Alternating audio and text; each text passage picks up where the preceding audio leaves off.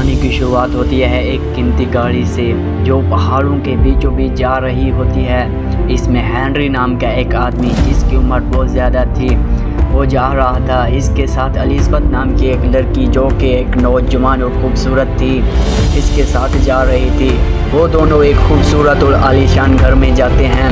گھر میں گھسنے کے بعد ان کی ملاقات گھر کے نوکر کلیئر اور اولویر سے ہوتی ہے۔ الزبتھ یہ خوبصورت گھر دیکھ کر بہت خوش ہوتی ہے۔ پھر رات کو ہنری اور الزبتھ لذیذ بڑا کھانا کھاتے ہیں اور اس کے بعد وہ پیار بھرے لمحے گزارتے ہیں۔ اگلی صبح ہنری الزبتھ کو سارا گھر گھماتا ہے اور ان کے دروازوں پر بائیو میٹرک لاکس لگے ہوئے تھے۔ الزبتھ کی نظر ایک سفید دروازے پر پڑتی ہے لیکن ہنری اسے کہتا ہے کہ کبھی بھول کر بھی اس دروازے کے اندر مت جانا۔ سارا گھر گھومنے کے بعد ہنری کو کسی کام سے باہر جانا پڑتا ہے۔ پھر رات کو کلیئر اور اولویر گھر سے باہر جا رہے ہوتے ہیں۔ یہ دیکھتے ہی الزبتھ اداس ہو کر اس سفید دروازے کے پاس چلی جاتی ہے۔ اس نے دروازہ کھولا تو دیکھا کہ وہ ایک سائنٹیفک لیب تھی۔ الزبتھ نے وہاں پر ایک بٹن دبایا تو وہاں پر ایک گلاس کیپسول باہر آیا جس میں ایک نوجوان لڑکی تھی اور اس کے منہ میں ایک ٹیوب لگی ہوئی تھی۔ الزبتھ نے یہ دیکھا کہ وہ لڑکی اس کے ہو بہو لگتی تھی۔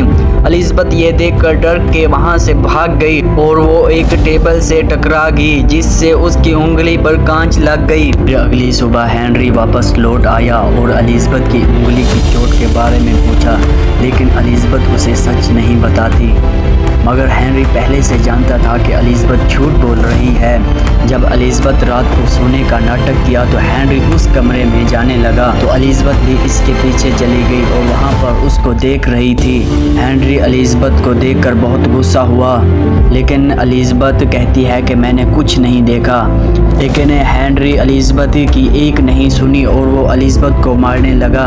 الزبتھ بھاگنے کی کوشش کی لیکن سارے دروازوں پر تالے لگے ہوئے تھے جس کی وجہ سے وہ بھاگ نہیں پائی اور وہ ہنری چاقو سے الزبتھ کا کام تمام کر دیتا ہے۔ اس کے بعد ہم دیکھتے ہیں کہ ہنری کلیئر اور اولویر الزبتھ کو لون میں دفنا دیتے ہیں۔ اس کے 6 ہفتے بعد ہی ہنری ایک اور نئی کلون لے کر آتا ہے جو بالکل ہی الزبتھ جیسی تھی۔ اس کے ساتھ ہی وہی برتاؤ ہوتا ہے جو پہلے والی الزبتھ سے ہوتا ہے۔ پھر ہنری کو گھر سے باہر کام کے لیے جانا پڑتا ہے۔ رات کو جب الزبتھ اولویر اور کلیئر کو آواز دیتی ہے تو وہاں پر کوئی نہیں ہوتا۔ پھر وہ گھر میں اکیلی گھوم رہی تھی۔ اس کی نظر کمرے پر پڑتی ہے اور وہاں پر وہی سب کچھ دیکھ کر وہ واپس ڈر کے بھاگنے لگتی ہے۔ پھر صبح ہنری واپس آتا ہے اور الزبتھ کو دیکھتا ہے کہ وہ گھبرائی ہوئی ہے اور ہنری سمجھ جاتا ہے کہ وہ میری بات نہیں مانی۔ وہ الزبتھ کو مارنے لگتا ہے۔ الزبتھ تو اپنے آپ کو بچانے کی کوشش کرتی ہے لیکن وہ اس سے بچ نہیں پاتی۔ مجبوراً الزبتھ کو ہنری کا کام تمام کرنا پڑ جاتا ہے جس سے وہ مر جاتا ہے۔ پھر الزبتھ ہنری کی لاش کو کپڑے میں باندھ کر لفٹ میں رکھ دیتی ہے۔ وہ اپنے خون والے کپڑے جلا دیتی ہے اور کچن کو بھی صفا کر دیتی ہے۔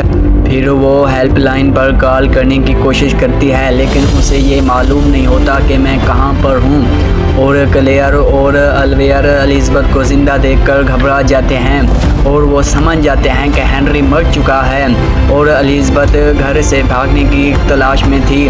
اور اولویر کہتا ہے کہ گھبراؤ نہیں، میں بھی ہنری سے تنگ آیا ہوا تھا، اور دونوں مل کر ہنری کی لاش کو ٹھکانے لگا دیتے ہیں۔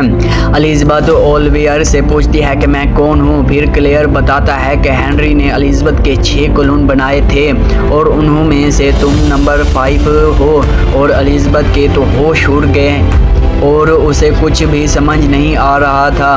پھر اولویر الزبتھ کو دور بھاگنے کے لیے کہتا ہے۔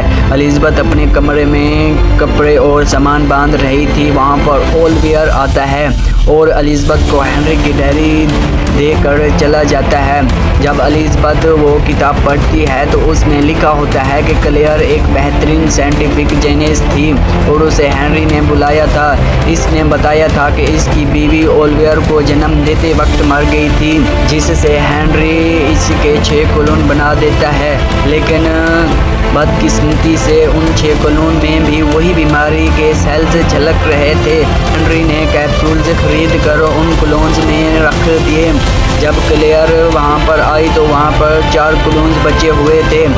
وہ کتاب پڑھ رہی تھی تو اولیویئر آ کر الزبتھ کو مارنے لگتا ہے، اس سے وہ بے ہوش ہو جاتی ہے اور اسے زنجیروں سے باندھ دیتا ہے. اگلی صبح الزبتھ اولیویئر کو اپنے کمرے میں بلاتی ہے. جو ہی اولیویئر اس کے کمرے میں جاتا ہے تو الزبتھ چاقو سے اسے مار دیتی ہے اور وہ دروازہ کھول کر باہر چلی جاتی ہے اور یہاں پر کہانی بھی ختم ہو جاتی ہے.